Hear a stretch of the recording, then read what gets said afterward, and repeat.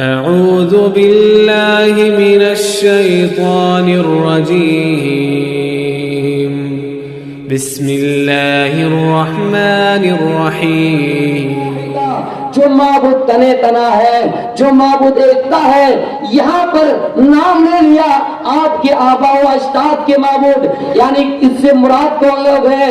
ابراہیم کے جو معبود ہے، اسماعیل کے جو معبود ہے، اسحاق کے جو معبود ہے، وہ معبود جو تنے تنا ہے، الہ واحدہ، ایک الہ واحد، ایک ہے، ان کی ہم عبادت کریں گے، ان کی ہم عبادت کریں گے۔ ان کے بعد وَنَحْنُ لَهُ مُسْلِمُونَ، ہم فرمانبردار رہیں گے، مسلمانوں کا رہیں گے۔ یہاں اولاد کی فکر دیکھیے، مرنے کے وقت اپنے بیٹوں کو جمع کر کے کہہ رہا ہے، اور میرے بیٹے میرے انتقال کے بعد تم کن کی عبادت کرو گے؟ بیٹے نے بھی وہی جواب دیا کہ ہم آپ کے معبودوں کی عبادت کریں گے، لیکن ہم اور آپ ہیں، جب انتقال کا وقت آیا تو ہم یہ کہتے ہیں میرے بیٹے تم فلاں زمین، تم فلاں کاروبار، تم فلاں کے گھر نہ جانا، ان سے ہماری دشمنی ہے، ان کے ساتھ فلاں چیز میں فلاں معاملہ ہے، تم ان کے قریب نہ جانا، تم ان کے دروازے پہ نہ جانا، تم ان سے بدلہ لینا، تم ان کے ساتھ حسد کرنا، تم ان کے ساتھ غلط کام کرنا، تم ان کے ساتھ برائی کرنا۔ ہمیں اور آپ کو اپنی اولاد کی فکر نہیں ہے، ہمیں اور آپ کو اپنی اولاد کی فکر ہے تو دنیا کمانے کی فکر ہے، لیکن آخرت بچانے کی فکر نہیں ہے۔ یعقوب علیہ السلام کو دیکھیے، اپنی اولاد کی فکر دیکھیے کہ کہیں ایسا نہ ہو کہ میری اولاد میرے انتقال کے بعد سورج کی عبادت کرنے لگے، چاند کی کرنے لگے، گناہ کے اڈے میں چلے جائے، شراب پینے لگے، جوا کھیلنے لگے۔ میرے بھائیوں، ایک نبی کو اپنی اولاد کی فکر ہے، ایک نبی کو اپنی اولاد کی فکر ہے، لیکن ہمیں اور آپ کو اپنی اولاد کی فکر نہیں ہے۔ مجھے یہاں آنے سے پہلے کچھ اشارہ کیا گیا، کسی مبارک کی سرزمین پر ایک لڑکی مرتد ہو گئی ہے، غیروں کے ساتھ فرار ہو گئی ہے۔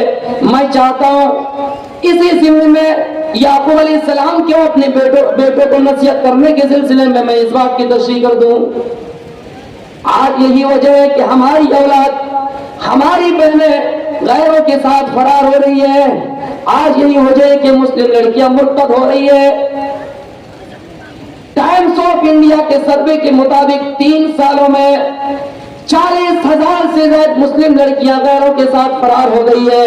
میں اس کی تصدیق نہیں کرتا، ہو سکتا ہے یہ غلط افواہ ہے، یہ ہوا کھڑا کیا گیا ہے، لیکن میرے بھائیوں حقیقت ہے کہ کچھ لڑکیاں مسلم لڑکوں کے جال کے شکار میں ہیں۔ مسلم لڑکیاں ہندو لڑکوں کے ساتھ فرار ہو رہی ہے، غیر مسلموں کے ساتھ فرار ہو رہی ہے۔ میں اتنا آپ سے اپیل کرنا چاہتا ہوں، اے میرے بھائیوں، اے بزرگوں، یہ لڑکیاں جو غیروں کے ساتھ فرار ہو رہی ہے، سب سے اس کی پہلی ریزن ہے کہ ہم نے ان کو علمی میدان میں، ان کو ہم دینی تعلیم سے دور رکھا ہے، ان کو ہم نے قرآن کا علم نہیں دیا ہے، ان کو ہم نے حدیث کی تعلیم نہیں دی ہے، ان کو ہم نے شروع ہی سے کالجوں اور یونیورسٹیوں میں رکھ دیا ہے، اور یہ سوچتے کہ لڑکیاں آگے چل کے کمال کر دکھائیں گی، یہ آگے چل کے ہماری قوم کے لیے باعث فائدہ مند ہوں گی۔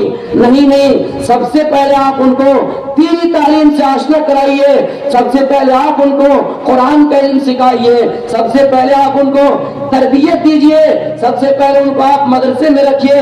جب تک وہ لڑکی قرآن نہ سیکھ جائے، حدیث نہ سیکھ جائے، وہ عصری تعلیم سے فائدہ نہیں اٹھا سکتی ہے، عصری تعلیم سے وہ فائدہ نہیں اٹھا سکتی ہے۔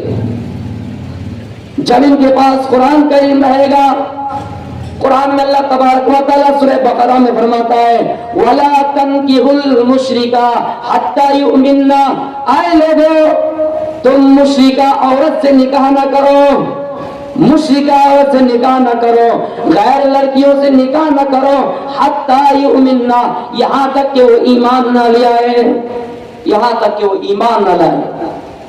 مسلم لڑکیوں کے ساتھ آپ کا کنیکشن ہے، آپ چاہے دیکھیں ان کے ساتھ شادی کریں، لیکن سب سے پہلے ان کا ایمان لانا ضروری ہے۔ جب تک وہ ایمان نہ لے آئے آپ ان سے نکاح نہیں کر سکتے۔ ان کے مقابلے میں اگر کوئی باندی ہے، ان کے مقابلے میں کوئی اگر لونڈی ہے، کوئی لونڈی ہے لیکن وہ مومنہ ہے، آپ ان سے نکاح کر لیجئے، یہ صحیح ہے، لیکن مشرکہ عورت سے نکاح نہ کیجئے۔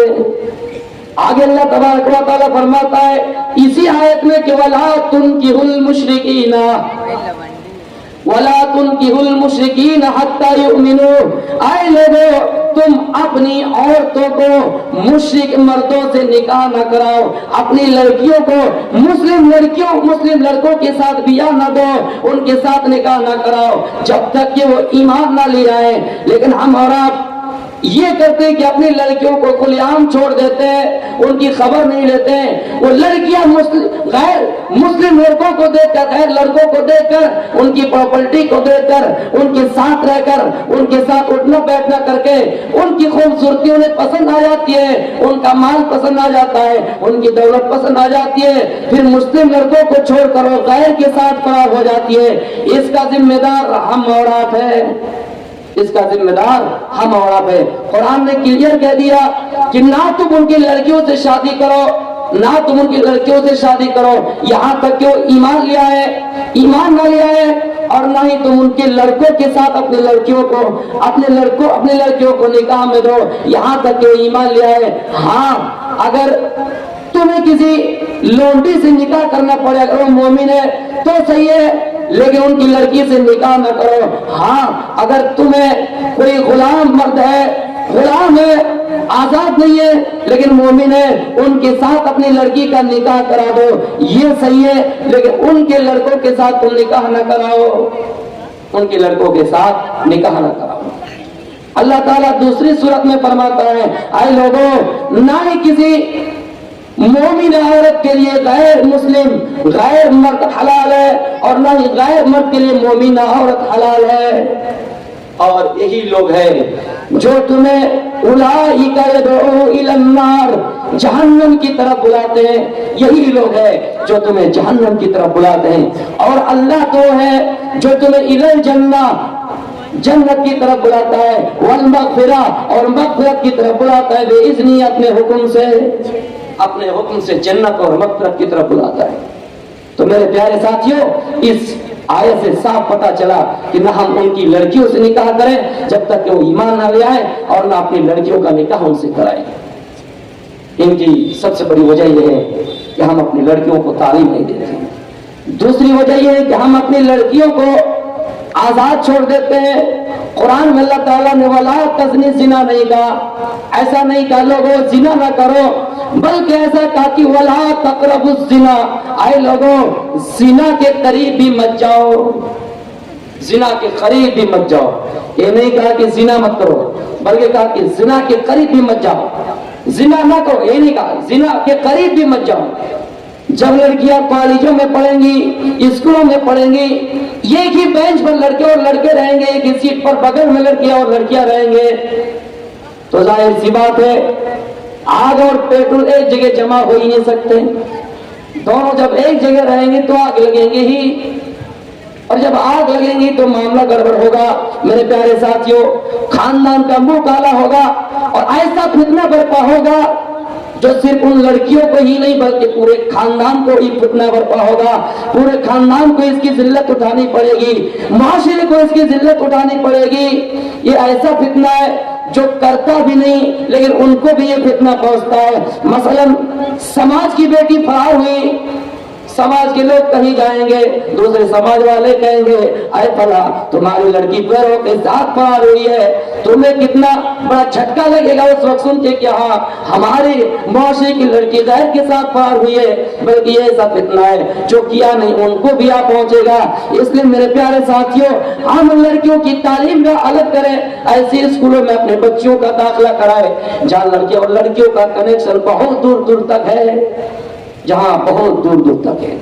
اگر معاملہ ایسا ہی ہے تو ہم جائزہ لیں، اپنی بیٹی کو اپنی نگاہ میں رکھ کے سرکشت میں رکھیں کہ ہاں میری بیٹی کہاں جا رہی ہے، میری بیٹی کا داخلہ کس اسکول میں کرائیں، اپنی بچی کا داخلہ کس اسکول میں کرائیں۔ اے لوگوں اتنا یاد رکھنا یہ ایسا فتنہ جو سب کو لے ڈوبیں گے اور یہ جہنم کی طرف ہمیں اور آپ کو لے جائیں گے، کیونکہ بیٹی کی परवरिश पर, बेटे की पैदाइश पर जो लोग मुंह काला करते हैं उन्हें खुशखबरी भी दी गई है, क्या लोगों वैदा बुश्शिरा अहदुहुम बिल उन्सा ज़ल्ला वजहु मुस्वद्दन व हुवा कज़ीम।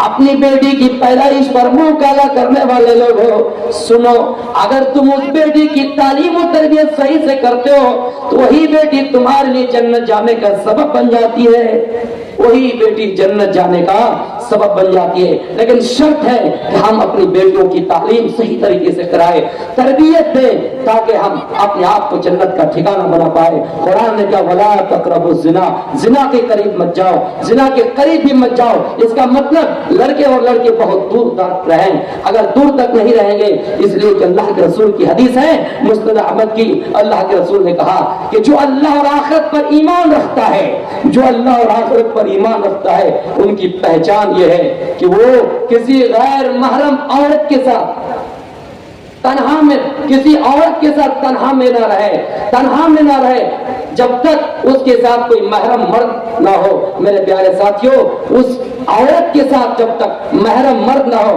अगर नहीं होगा तो उसके बीच तीसरा शैतान होगा। चाहे वो इस मुबारकपुर की सरजमी की सबसे बड़ी आलिमा ही क्यों ना हो, चाहे वो मुबारकपुर की सरजमी का सबसे बड़ा आलिम ही क्यों ना हो, सबसे बड़ा जानकार ही क्यों ना हो, सबसे बड़े मुहद्दिस ही क्यों ना हो, अगर वो तन्हा किसी औरत के साथ रहता है, उसके बीच तीसरा शैतान होता है। और ये शैतान उन दोनों को वर्गलाता है, उनके दिलों में वसवसा डालता है, तरह तरह के उन दोनों के दिलों में ख्यालात पैदा होते हैं। फिर वो दोनों जिना के करीब जाते हैं, फिर वो दोनों जिना के करीब जाकर खलवत नशीन इख्तियार करके जिना कर बैठते हैं। जो मुंह काला होता है मेरे प्यारे साथियों, फिर समाज में रुसवाई और जिल्लत के अलावा कुछ बाकी नहीं रहते हैं। तो अल्लाह के रसूल की हदीस पर गौर कीजिए कि जब कोई इंसान तने तन्हा रहे, कोई मर्द किसी औरत के साथ तन्हा इख्तियार करके रहे, तो उसके बीच शैतान होता है, और शैतान का काम ही होता है कि बरगलाना, वसवसा डालना कि नहीं ऐसा कर लो। वो ईमानदार आदमी सोचता है कि नहीं करूंगा, शैतान कहता है चलो ना। इस तरह की वाकयात, एक खूबसूरत नौजवान था, बड़े मुत्तकी थे, परहेजगार थे, दीनदार थे।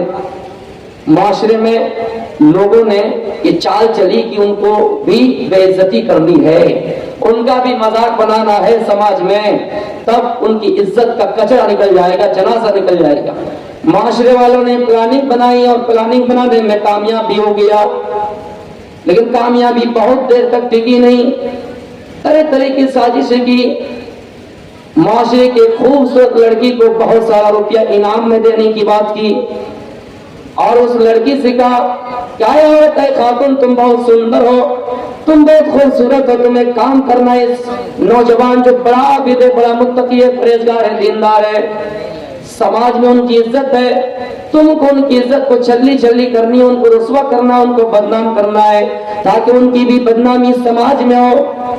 क्या करना है, उन औरत को पैसा देकर लालच दिया गया, तुम्हें इतना इतना रुपया दिया जाएगा, करोड़ों खरबों रुपया तुम्हें इनाम में दिया जाएगा, तुम्हें एक काम करना है, उसको जिना की दावत देनी है, उसको अपने तरफ मदद करना है, ताकि वो उस दावत में आ जाए और तुम्हारे साथ मुंह काला कर ले।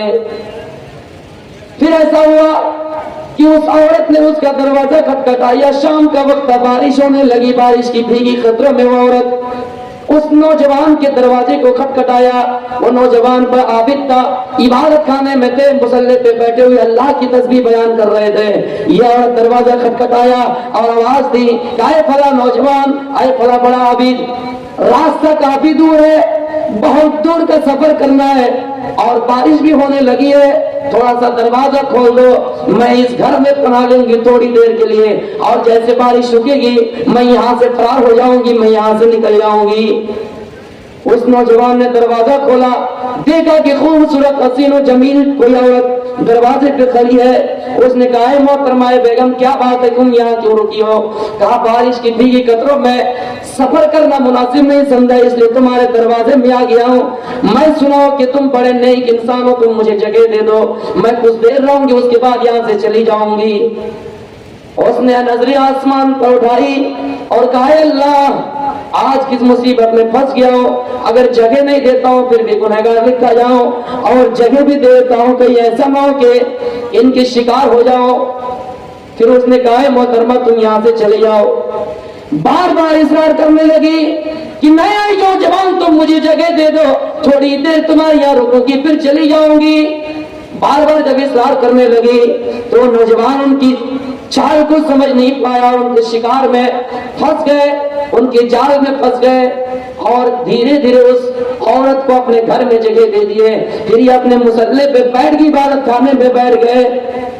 कुछ देर बाद देखता है कि खूबसूरत औरत अपने जिस्म से दुपट्टा उतार रही है, अपने जिस्म से दुपट्टा उतार कर उस लड़के को, उस नौजवान को जिना की दावत दे रही है। मेरे प्यारे साथियों, जब बार बार ऐसा करने लगी और ये नौजवान जिसका दिल कांपने लगा, मेरे प्यारे साथियों कि अब ये क्या किया जाए, क्या माहौल हो गया है। आखिर में शैतान के नफ्स की बातों में आकर उस औरत के करीब आने लगे। जब करीब आने लगे तो वहीं पर चिराग जल रहा था, चिराग में आग जल रही थी। उस नौजवान ने चिराग के पास जाकर अपना ख्याल इजहार किया, आय अल्लाह, अगर मैं जिना करूं तो मुझसे गुनाह हो जाएगा। आय अल्लाह, अगर मैं इन औरत के साथ मुकाला कर लूं तो तू कहीं ऐसा ना हो कि मुझे जहन्नम में डाल दे। इस दुनिया की आग से जहन्नम की आग 70 गुना ज्यादा खतरनाक है। चलो इस दुनिया की आग से पता लगा लेते हैं कि कितनी तकलीफ होती है। चिराग के पास गया और जलती हुई चिराग में अपने हाथ डालने लगे, अपनी उंगलियों को डालने लगे। उंगली को चिराग में डाल रहे थे, करीब जैसे ही कर रहे थे, जैसे आग के करीब अपने हाथ को करते, उंगली को करते, आग की तपिश इतनी जोश मार रही थी कि उसने अपने हाथ को आग में नहीं डाल सका, चिराग में डाल नहीं सका, अपना हाथ उठा लिया। जैसे ही हाथ उठाया उस नौजवान को एहसास हो गया कि नहीं, दुनिया की आग जब मुझसे बर्दाश्त नहीं किया जा सकता है तो क़यामत के दिन जब मुझे जहन्नम में डाला जाएगा तो जहन्नम की आग को कैसे बर्दाश्त करेंगे। फिर मेरे प्यारे साथियों, उस औरत से ठुकरा दिया, कहा नहीं, मैं तुम्हारे साथ ऐसा नहीं कर सकता। तो मेरे भाइयों, ईमान वाले की पहचान तो ये है कि जहां कहीं उसको गलत काम की दावत दी जाए, इत्तक़िल्लाह हैसुमा कुंता, जहां कहीं भी वो रहे, चाहे समंदर की पातालों में रहे या जजीरे में रहे, कहीं भी रहे, बंकिलों में रहे, जहां कहीं भी रहे, वो अल्लाह से डरते रहेंगे। इत्तक़िल्लाह हैसुमा कुंता, जहां कहीं भी रहे डरते रहेंगे, चाहे तन्हाई में रहे या कहीं भी रहे, वो अल्लाह का खौफ खाते रहेंगे, अल्लाह से डरते रहेंगे।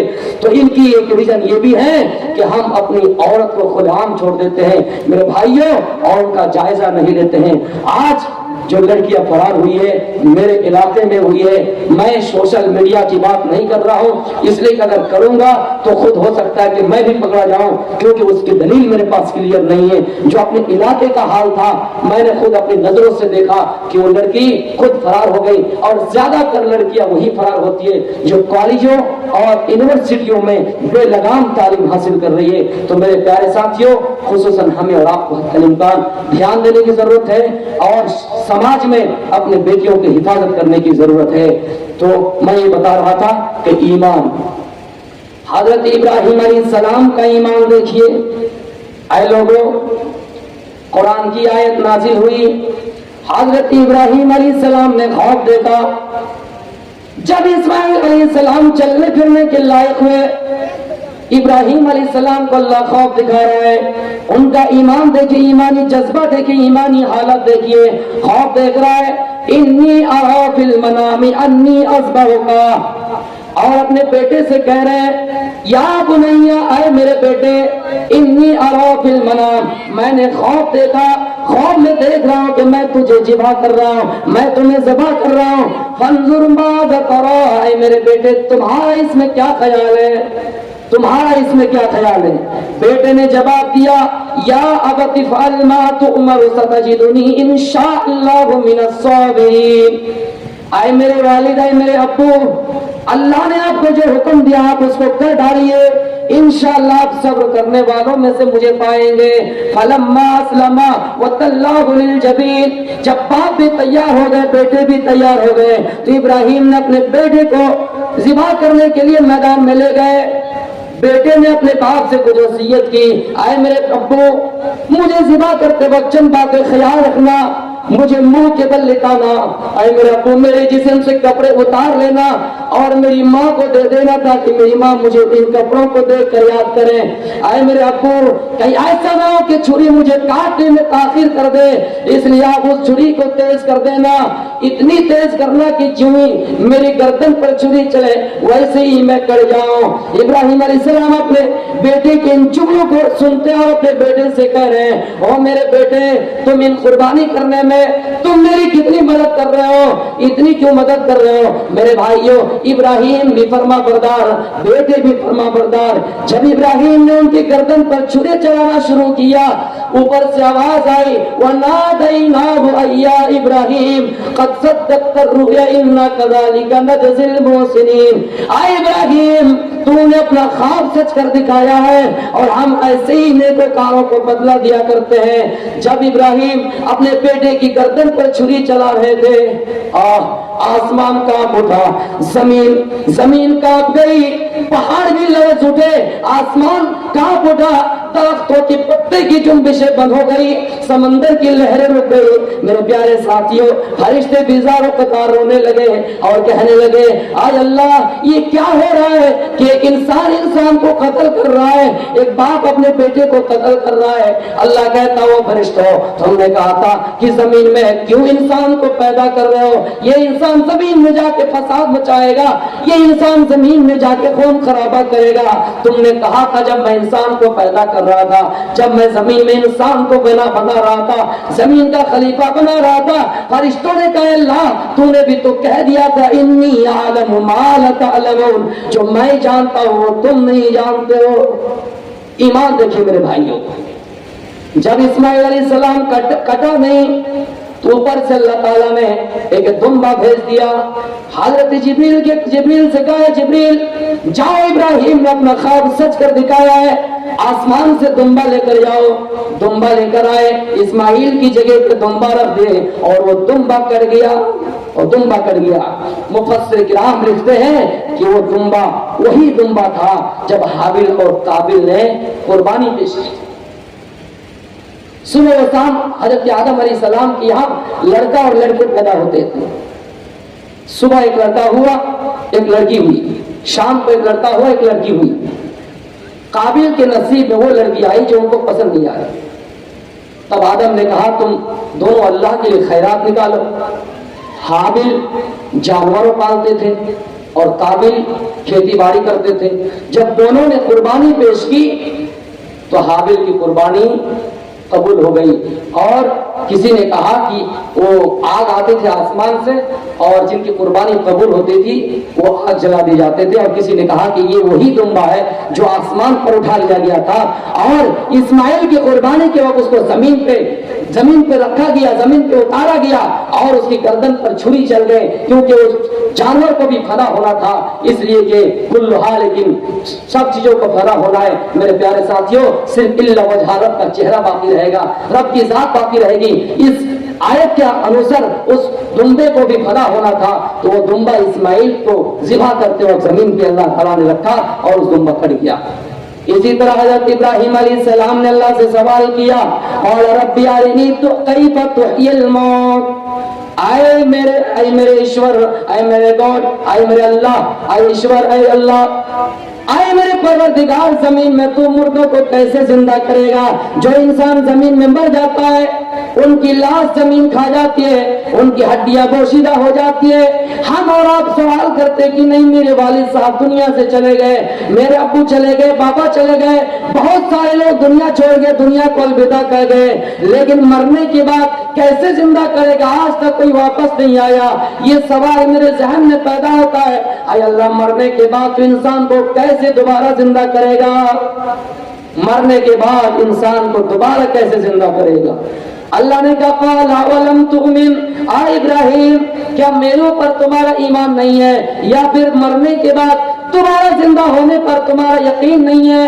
ابراہیم نے کہا قال بلا, ہاں کیوں نہیں, ولکن لیطمئن قلبی, لیکن میرے دلوں کو قرار آ جائے گا, اطمینان ہو جائے گا, میرے دلوں کو تسلی مل جائے گا کہ نہیں مرنے کے بعد تو ایسے انسان کو دوبارہ زندہ کرے گا. اللہ فرماتا ہے اے ابراہیم ایک کام کرو, فخذ اربعۃ من الطیر, 4 پرندوں میں 4 परिंदे उठाओ अपने हाथों में, फिर 4 परिंदों को ज़िबा कर डालो, फिर उनके गोश्त को टुकड़े टुकड़े करो और उनकी बोटियां पहाड़ों के अलग अलग हिस्सों में रख दो, कई पहाड़ों के अलग अलग हिस्सों में रख दो, फिर आवाज दो कि वो बोटियां आ जाएं और उस परिंदों में जुड़ना शुरू हो जाएं, उनकी हड्डियों में जुड़ना शुरू हो जाए।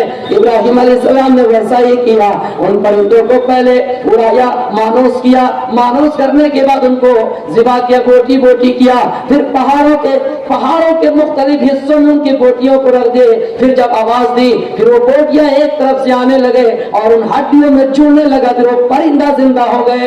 इब्राहिम से कहा, क्या इब्राहिम अब तुझे तसल्ली हुई? कहा, मेरे भाइयों, हम और आप भी सवाल करते हैं ना कि क्या फायदा नमाज पढ़ के, रोजा रख के, बाप चले गए वापस नहीं आया, पता नहीं कयामत होगी कि नहीं, जन्नत है या नहीं, जहन्नम है भी नहीं, फरिश्ता है या नहीं।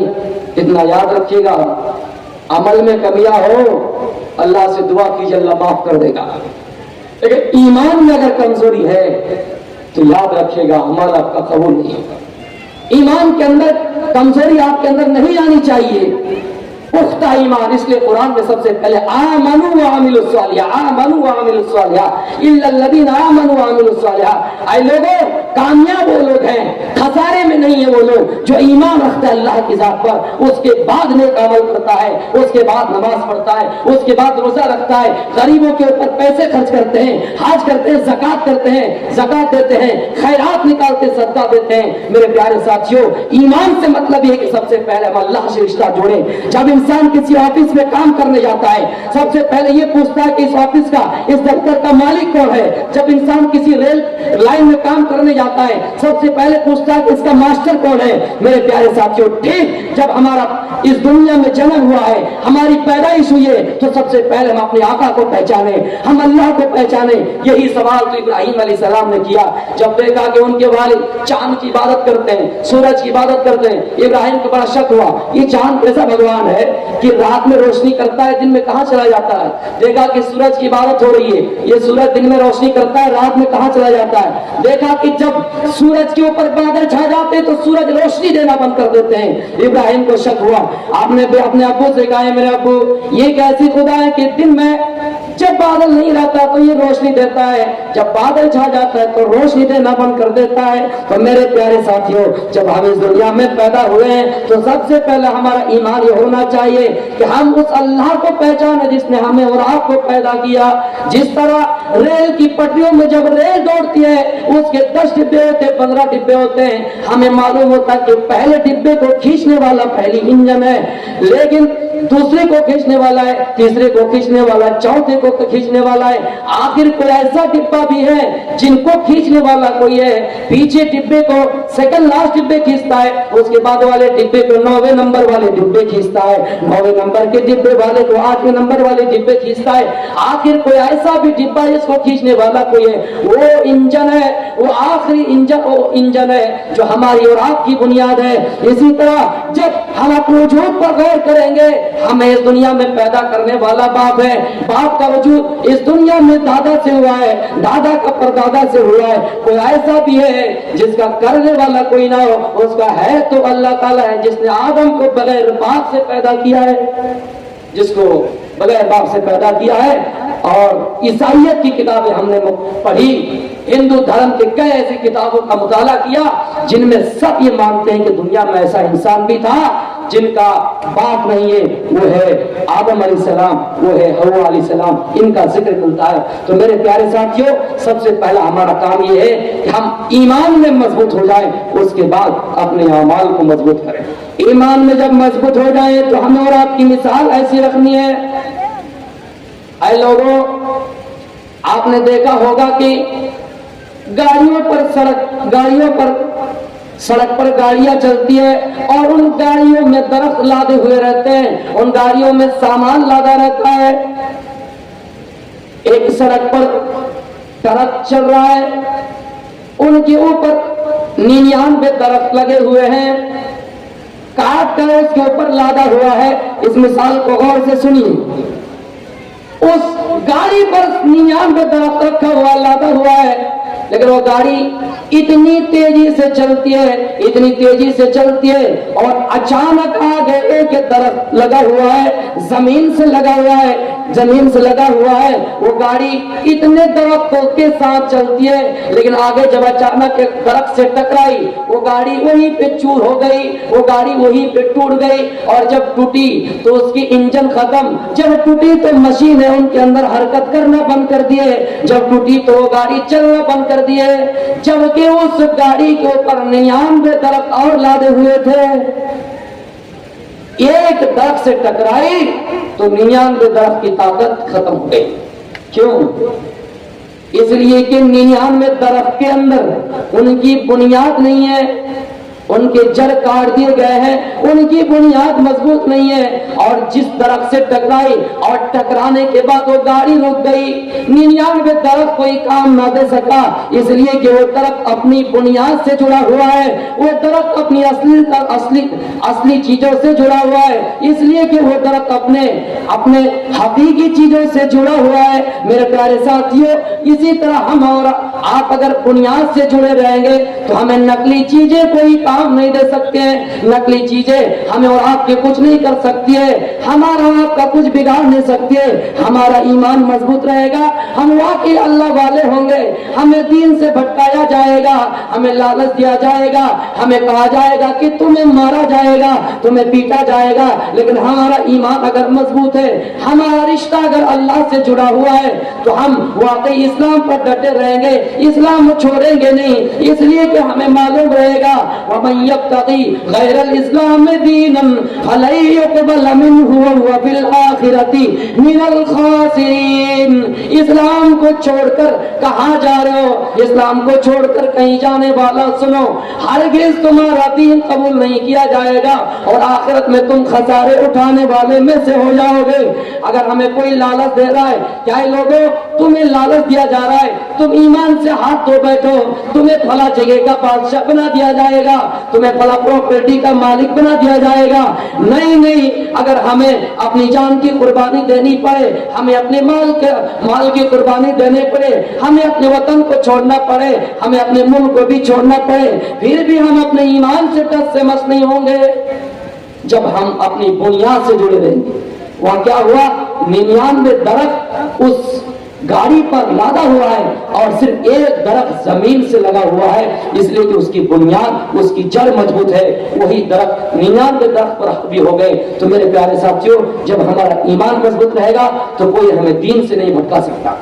اسی طرح عورتیں جو مرتد ہو رہی ہیں، ان کے اندر اگر ایمان رہے گا وہ کبھی کسی کے لالچ میں نہیں آئیں گے، کبھی کسی کے لالچ میں نہیں آئیں گے اور اسلام نہیں چھوڑیں گے۔ اللہ کے رسول صلی اللہ علیہ وسلم کو جب معراج ہوئی، ایک جگہ سے نہایت ہی اعلیٰ مہک خوشبو آنے لگی۔ اس واقعے کو غور سے سنیے، خوشبو آنے لگی۔ آپ نے پوچھا ہے جبریل یہ کیسی خوشبو ہے؟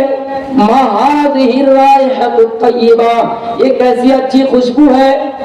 جبریل علیہ السلام نے فرمایا کہ اے محمد صلی اللہ علیہ وسلم، یہ فرعون کی ایک باندی، فرعون کی بیٹی کی نوکرانی خادمہ اور ان کی اولاد کی یہ خوشبو ہے۔ ہم اور آپ مرد ہو کر اتنے اچھے عمل نہیں کر پاتے ہیں، لیکن وہ عورت تھی، اوپر سے کسی کے قید میں ہے، ظاہر سی بات ہے جب کوئی کسی کے قید میں رہیں گے صحیح طریقے سے عبادت نہیں کر پائیں گے۔ لیکن کون سا ایسا عمل کیا تھا کہ اللہ کے رسول کو معراج ہوئی؟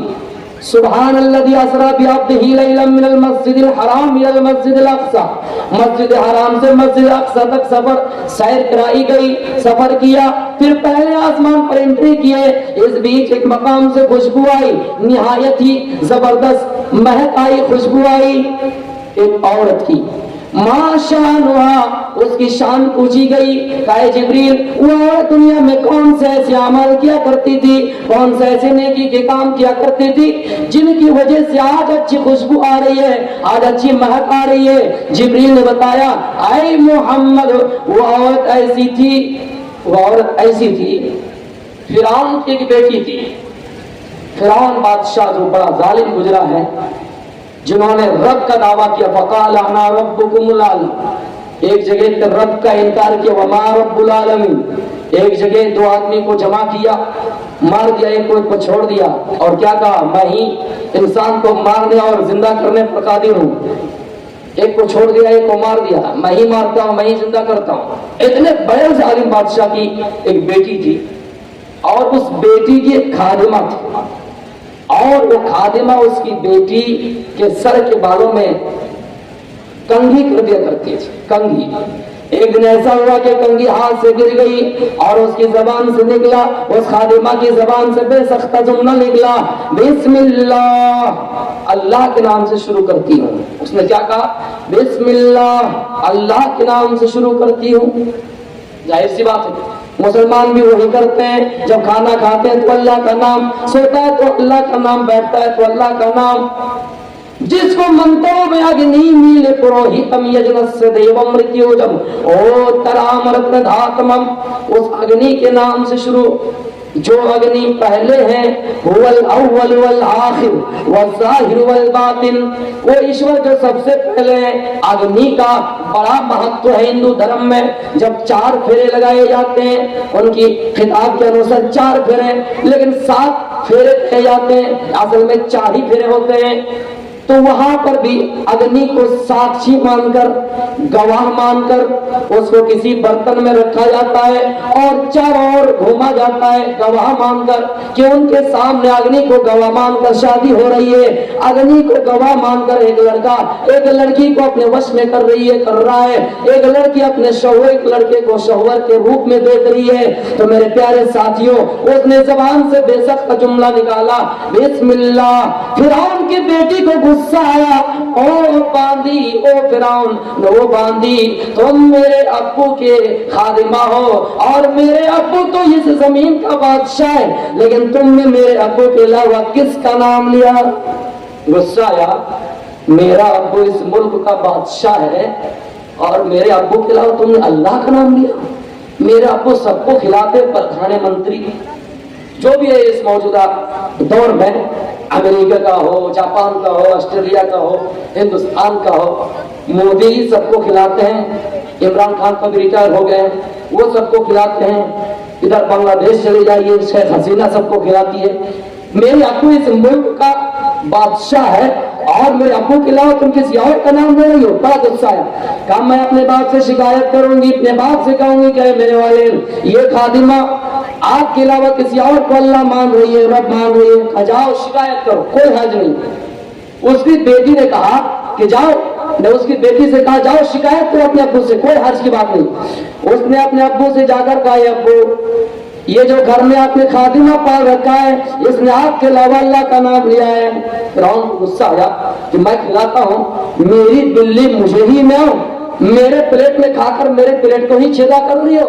فرعون کو بڑا غصہ آیا، اپنے قوم کے سرداروں سے کہا جاؤ تانبے کی گائے کو آگ میں تپاؤ اور انہیں اور ان کی اولادوں کو آگ میں ڈال دو۔ میرے پیارے ساتھیوں، پھر ایسا ہی کیا گیا، ان کی اولادوں کو لا کر جمع کیا گیا اور ایک ایک کر کے ساری اولادوں کو آگ میں ڈال دیے گئے۔ آخر میں دودھ پیتا ہوا بچہ جو گود میں تھا، ان کی باری آئی، ان کی جب باری آئی تو ماں کے دل میں بڑا رحم آیا، ماں کا دل گوارا نہیں کیا کہ اپنے دودھ پیتے بچوں کو بھی کیسے آگ میں ڈالو۔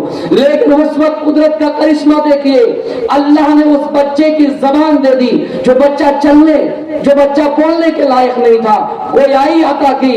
اور ابن عباس فرماتے ہیں کہ 4 ایسے بچے ہیں جنہوں نے بولنے سے پہلے زمین میں بول کر گئے ہیں، ان میں سے ایک بچہ وہ بچہ ہے، وہ بچہ کیا بولا کہ اے میری ماں کیوں گھبرا رہی ہو، کیوں پریشان ہو رہی ہو؟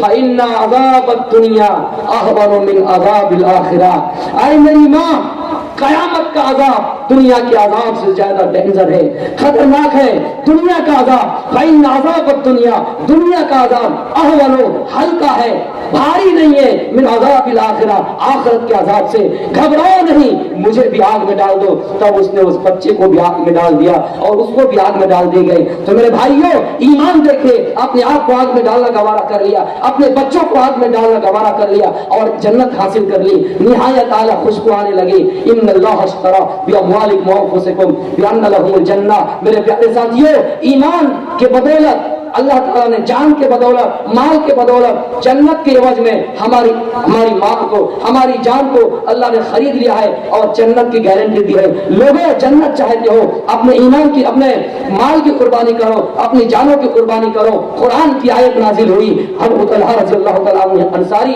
جب اس آیت کو پڑھے تین پھرو خفافا وثقالا وجاہدوا باموالکم فی سبیل وانفسکم فی سبیل اللہ۔ قرآن کی آیت پڑھی جب سورہ توبہ کی آیت تلاوت کی جس آیت نے کہا کہ جہاد کرو نکلو جہاد کے لیے ہلکے ہو کر بھاری ہو کر، وہ بوڑھے ہو چکے تھے نبی اکرم کے زمانے میں جہاد کیے، عمر فاروق کے زمانے میں جہاد کیے، ابو بکر کے زمانے میں جہاد کیے۔ جب یہ آیت پڑھی دل کی دنیا بدل گئی، گئے اور اپنے بیٹوں سے کہا میرے بیٹوں میرے لیے جہاد کا سامان تیار کرو، میں نے اپنے جان کے بدولت میں نے اپنے مال کے بدولت جنت حاصل کرنا چاہتا ہوں، میں جہاد کرنا چاہتا ہوں، میں مرنا چاہتا ہوں، لڑنا چاہتا ہوں۔ بیٹوں نے کہا ابو آپ سٹیا گئے، اللہ آپ پر رحم کرے، اس عمر میں آپ کو جہاد کرنے کی ضرورت نہیں ہے، ہم آپ کی طرف سے جہاد کر لینے کافی ہے۔ کہا نہیں انفروا خفافا وثقالا، ہر حال میں کچھ کرو، میں چاہوں گا اس کے لیے۔ پھر جہاد کا سامان تیار کیا گیا، جب گئے تو بیچ راستے میں میرے بھائیوں انتقال کر گئے۔ اسی طرح کے بہت سارے واقعات ہیں، جنگ کے میدان میں عورتیں اپنے بیٹوں کو کھو دیا، اپنے شوہر کو کھو دیا، اپنی بیوی اپنے بچوں کو کھو دیا، اپنے شوہر بھائی سب کو کھو دیا۔ کیوں؟ اس لیے کہ ایمان ان کا مضبوط تھا، جنت طلب کرنا چاہتے تھے۔ حضرت خنسا بھائی کے مرنے کے بعد شعر پڑھا کرتی تھی، مرثیہ گا رہی تھی، لیکن جب بیٹا ان کا شہید کر دیا گیا تو اللہ تعالیٰ سے شکر اللہ کا ادا کرے کہ اللہ تو نے میرے بیٹوں کو صحیح راستے میں لگایا، تم نے میرے بیٹوں کو شراب پینے سے بچا لیا، تم نے میرے بیٹوں کو جوا کے اڈہ میں جانے سے بچا لیا، اور تو نے میرے بیٹوں کی قربانی قبول کر لی۔ میں یہیں سے اپنی تقریر کو ختم کرتا ہوں، ٹائم ختم ہو گیا۔ آخر میں اللہ رب العالمین سے دعا ہے بار اللہ ہم سب تمام لوگوں کے دلوں کا ایمان مضبوط کر دے، اور ہمارے اندر جو غلطیاں ہوئی ہے تو اس کی اصلاح فرما۔ ہماری لڑکیاں جو مرتد ہو رہی ہے اللہ ان کا ایمان کو محفوظ کر لے، ان کا ایمان بچا لے۔ اے اللہ تعالیٰ اس جلسے کو قبول عطا فرما۔ ہمارے بولنے میں جو غلطیاں ہوئی ہیں آپ حضرات ایک بھائی سمجھ کر آپ مجھے معاف کریں۔ وما علینا الا البلاغ المبین وآخر دعوانا الحمد للہ رب العالمین۔ السلام علیکم ورحمۃ اللہ وبرکاتہ۔